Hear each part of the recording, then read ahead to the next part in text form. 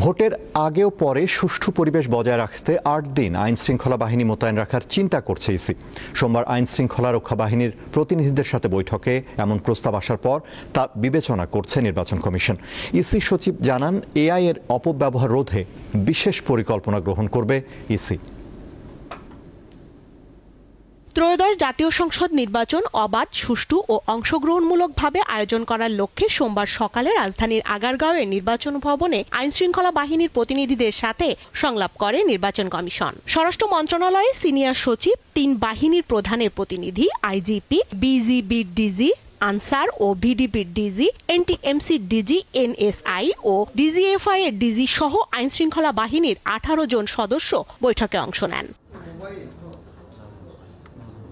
পরে ইসি সচিব সাংবাদিকদের জানান, বৈঠকে ভোটের আগে ও পরে অন্তত ৮ দিন আইন শৃঙ্খলা বাহিনীর সদস্য রাখার প্রস্তাব এসেছে। নির্বাচনী প্রচারণায় ড্রোন ব্যবহার করা যাবে না, কিন্তু আমাদের আইন শৃঙ্খলা বাহিনী তার প্রয়োজনে ড্রোন ব্যবহার করবেন। প্রস্তাব এসছে এটা যেন 8 দিন করা হয়।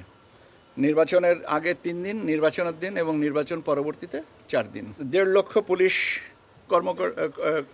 কর্মী এই ইলেকশনে কাজ করবেন। আনসার ভিডিপির সংখ্যাটা আরো একটু বেশি, প্রায় ক্লোজ টু 5.5 থেকে 6 লক্ষ। তিনি জানান, নির্বাচনে সেনাবাহিনী বর্তমানে যেভাবে মোতায়েন রয়েছে সেভাবেই, অর্থাৎ ইন এইড টু সিভিল পাওয়ারেই থাকবে। তবে নিরাপত্তা পরিকল্পনার অনেক কিছুই বাজেটের উপর নির্ভর করবে। সেনাবাহিনী মাঠ পর্যায়ে তারা কাজ করছেন, ডিপ্লয়মেন্ট আছে ইন এইড টু সিভিল পাওয়ার।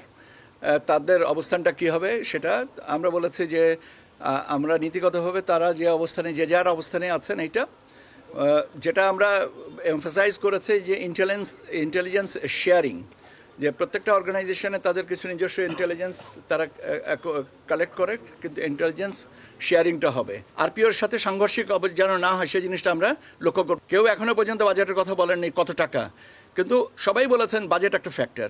অবশ্যই নির্বাচন করার মতন পরিবেশ আছে এবং সেটাই আরো সংহত করার জন্যই আজকের আলোচনা এবং এটা চলমান থাকবে। ইসি সচিব জানান, নির্বাচনে এআই এর অপব্যবহার রোধে কঠোর ব্যবস্থা গ্রহণ করা হবে। এছাড়া নিরাপত্তা নিশ্চিতে পুলিশ বডি অন ক্যামেরা ব্যবহার করবে।